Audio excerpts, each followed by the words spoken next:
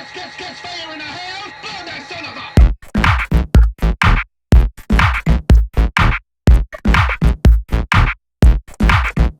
Woo! I'ma shut this down. Kitty cat meow meow. Well, my name is Travis Smith. I am 21. Almost forgot there. I'm 21. From Philadelphia, born in Brooklyn, New York. Very artistic. The oldest out of 7. And I'm a Pisces, which says a lot. So, first question, like, when it comes to fashion, what or who inspires you to create? I guess you could say the times, like the time of the society. I like my designs to have kind of a message, a meaning behind it. It's not just because I seen it in a dream. Like, I want my collection to speak volumes on the topic. And when you leave one of my shows, or when you look at one of my designs, you can say, wow, something's going on here. I don't quite know the message, but something is going on here. You know, like, because no one can really understand your creativity. And I've always been a big fan of Alexander McQueen. He's one of the best, hands down, designers of avant-garde and just difference in general. And I love that different look. Like, it's not clean, it's not polished, it's not straight lines. I like a little wiggles. I like a little polka dots with stripes, and I like a little spikes with the leather. I like edgy things. So I'm always looking for, I guess you could say muses, because that's kind of sort of what they are to me, of anything like Shakespeare. So it's a lot. So, with that being said, what would you consider your favorite thing that you created thus far, and why? It was a peplum dress. A peplum dress that I made here at Albright. I was so happy that I got to at least experience a sophisticated design. It was very nice. It was very formal. Totally not my taste, but like, it was very formal, very nice, and I was so happy that I finally got to create something that was nice and something that didn't look crazy or spiky. It looked like I actually could pay money, like, people would pay money for it, and it gave me a little bit of a noticeability. People were noticing me after that. They were like, oh, so you made it, all right, you good, can you make this and this, that, and the third? So it kind of gave me my jumping start here at Albright. So, how would you describe your own personal style? Oof. Because, like, you're not just like a sit in the color inside the lines type person. No. Like, you're very much yourself. No,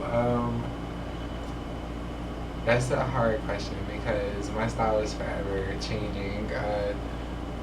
When at one point in time it was very H&M, the next season came, it was very Urban Outfitters, and then like the next season came, it was very like whatever. But I guess my style is just all in all edgy. I love making people stare at me. Like, that's pretty much my mission when I go outside.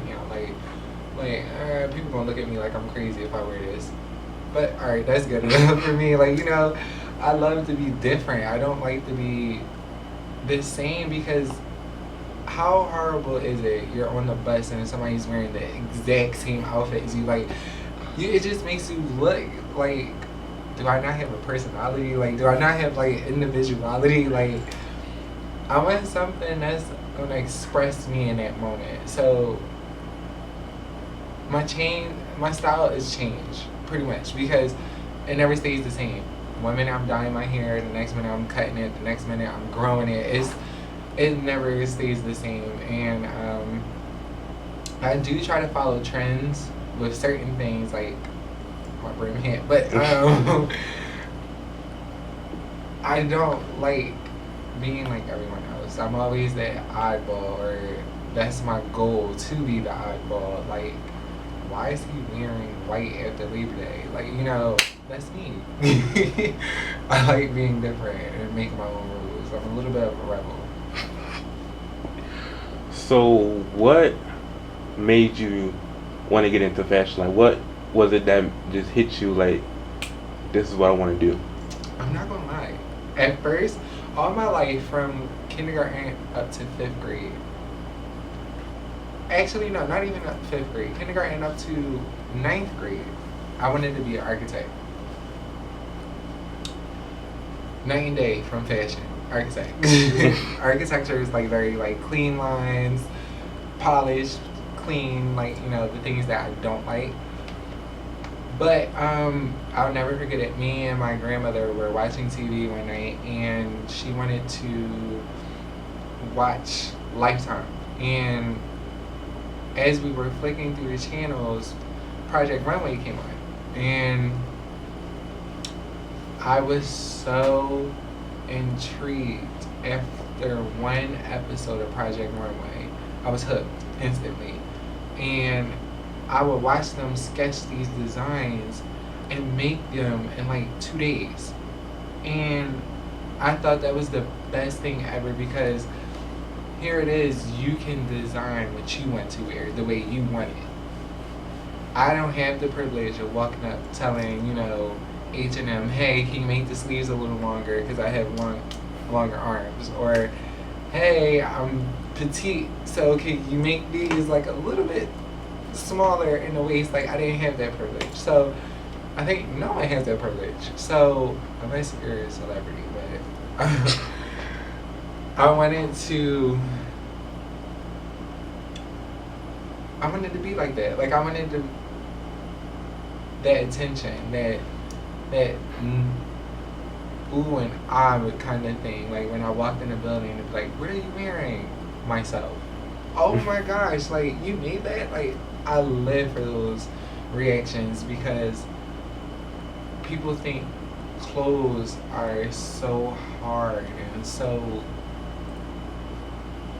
advanced that I can't sit at a sewing machine and do this. No, anyone can. You just have to have the patience and the tolerance of getting stabbed once in a while, but anyone can do it. And it's just so happened that I was really good at it, because after that I sat down and I forced myself behind a sewing machine to learn how to thread it correctly, to learn how to work it correctly, and I made my first shirt, and it was the best moment of my life. Like, I was just like, I'm finally wearing something that I made. Like, I wear it proudly with my chest up, my head high. Like, I wear it very proud. And from then and there, I was like, what else can I do? So it was just, all in all, it was all from one episode of Project Runway that kind of gave me this hunger for fashion. So how hard was it to, like, I don't want to say like transition, but like to go from like architecture, like you just like you have like when somebody just telling you I want this, that, and the third, you had to do it directly like that, to you learning how to, like you said, learn how to use the sewing machine, learn how to just be more outside the lines. How hard was it, or was it hard at all to change? It wasn't hard for me. It was hard for everyone else. So I'll say that. Like, my mother and father, my parents, they were so used to me being clean and soft-spoken and, like,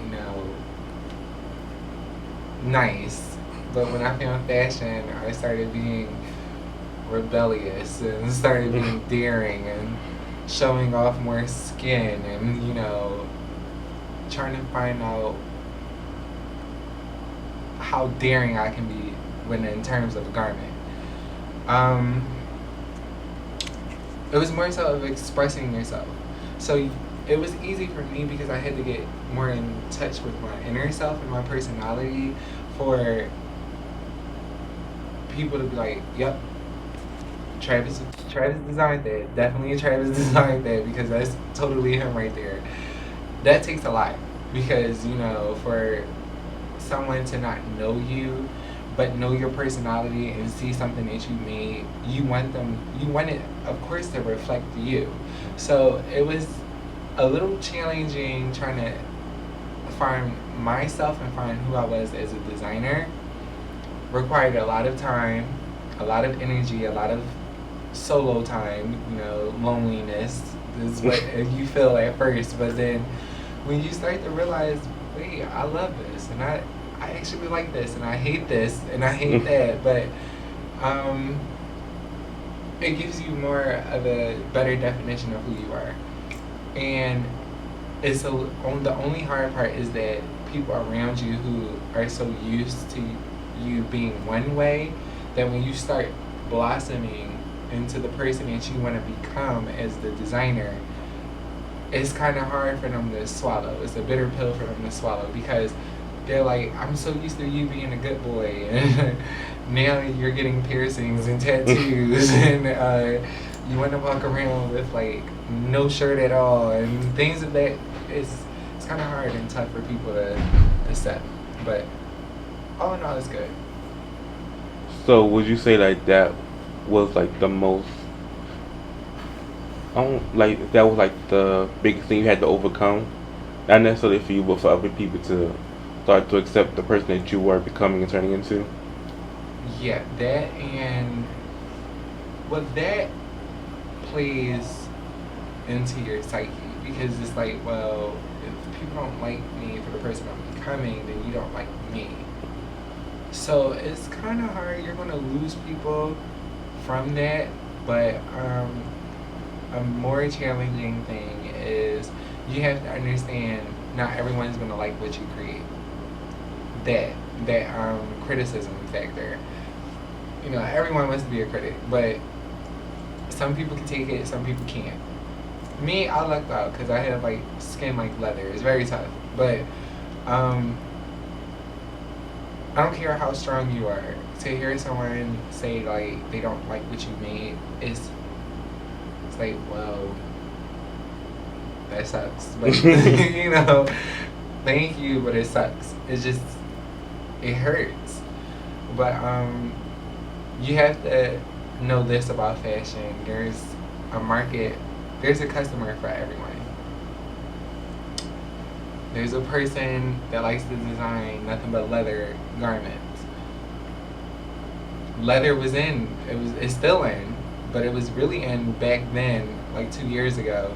And a lot of people was in that market, shopping leather shirts, leather pants, leather overalls, and leather hats and things of that nature. And then there's some people that are good with clean looks, like Prada and, Coach. They're very clean and they have people that appeal to them because of their style. So it's a win-win, but it's also a lose-lose situation because even if you don't like my outfit or what I came up with, someone does. And someone will buy it. It's just that you may not be the particular person, but that person is. So you have to kind of keep your eye on the customer and who you're appealing to. That's the challenging part because for a while you think nobody likes what you have, and then you start to receive everything that you just expressed about yourself. You're like, well, wait a second. They don't like that. They don't like me. And you start repressing who you've just grown into. And that's all that work and energy for nothing. So that's more so the most challenging thing about design. So what is your ultimate goal involving fashion? I want an empire. I want an empire. I look every day. I be trying to tell people that. I look every day and I see Bowman. I see Louis Vuitton. I see Gucci, Prada, Coach, Alexander McQueen. I see Vera Wang, Alexander Wang. I see all these talented people who are considered high fashion and have an acclaim in the fashion industry, but I don't see an African American designer. I want to be that person. I want my name, my print, my logo, my symbol, not just on my clothes, but I want to move my fashion designs and my brand from apparel to shoes to accessories to eventually swimwear to eventually pet wear to eventually household items and fragrances. And you know, I want an empire, so that way I can turn my brand from this itty bitty store into an international house. And that's my goal. So that way African American designers can understand that, hey, we too can, you know, become considering contestants for high fashion, or, you know, role models for high fashion. It doesn't necessarily have to fall in the hands of Italian designers or Caucasian designers. That's fine. But where's the African American piece? Where's the black figure to say I'm a high fashion designer? We don't have that, and I really want that. I really want that. Now, I'll be in my feelings for about like a couple of weeks if it's not necessarily me and somebody beats me too. But I'll support it. But I really want that to be me. I want to be that high fashion person. You know, when you speak of travesty, you know who you're talking about. You're talking about Travis Smith. I want my name to be up there on the same level as Gucci, Pucci, Emilio Pucci, Isaac Mizrahi. I want that. I want Zach Posen, you know, who's a young, talented designer in like his mid-20s, his late 20s, and here he is at the peak of his, like at the top of his pinnacle. You know, I want that. As an African American, I want that. I'm striving for it. I'm fighting for it. That's what motivates me, and it also inspires me in some shape or form. But that's my ultimate goal. We play this, we gon' dance like no one's watching. Hey, Mr.